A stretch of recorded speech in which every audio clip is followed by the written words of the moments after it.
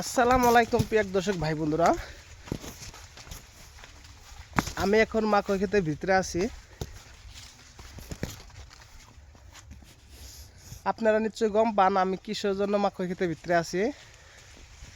এই হাতে বস্তা আর এই একটা কাছি। আমি মাকই ক্ষেতের ভিতরে আইছি অনেকটি একটা কারণ আছে, যে কারণে আমি নাকি ঘাস কাটি।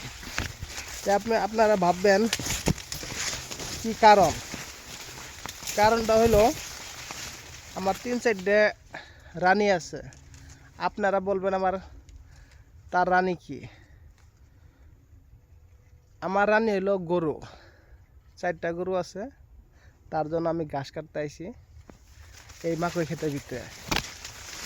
তে এই মাকই ক্ষেতের ভিডিওগুলো যে আপলোড দেই আপনারা দেখে কিরম ভালো লাগে সবাই কমেন্টে জানাই দিবেন।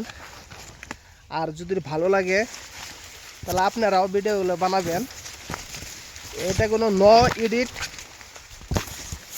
নো সিনারি, অনলি মাকই ক্ষেতের সিনারি।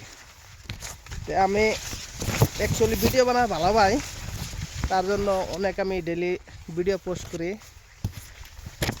তে আপনারা ভাববেন খালি ভিডিও করে, তা না। ভিডিওর মাধ্যমে আমি ঘাস কাটি, আর এই ভিডিওর মাধ্যমে আমি ঘাস তালাশ করে বেড়াই।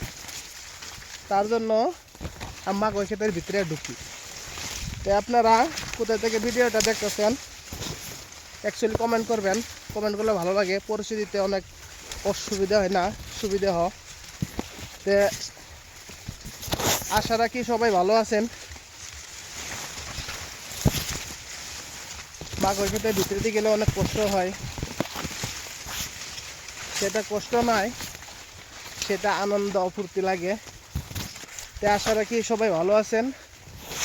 এই ভিডিও দেখবেন, লাইক করবেন, কমেন্ট করবেন, তাহলে আমি রাখি। মানে যাইতে সময় ভিডিও করলে বিরাট অসুবিধা হয়, মানে আইলগুলো বিরাট শর্ট থাকে, চিকন থাকে। তাহলে মোবাইল দেখে দেখবো না, আইলে দেখে দেখবো না, আপনার সঙ্গে কি হিসেবে কথা কোয়া লাগে সেটা কথাই ঘুমু আমার উল্টা পাল্টা লাগে যায় গিয়া। অ্যাকচুয়ালি আপনারা ভাববেন জংশদ ভাই কন্টেন্ট ক্রিয়েটার, আবার কে উল্টা পাল্টা লাগে। অ্যাকচুয়ালি আমি পরিবর্তন হই নাই বা এবং ফুল কন্টেন্ট ক্রিয়েটার হই নাই আমি, তার জন্য শর্ট ভিডিও বানাই।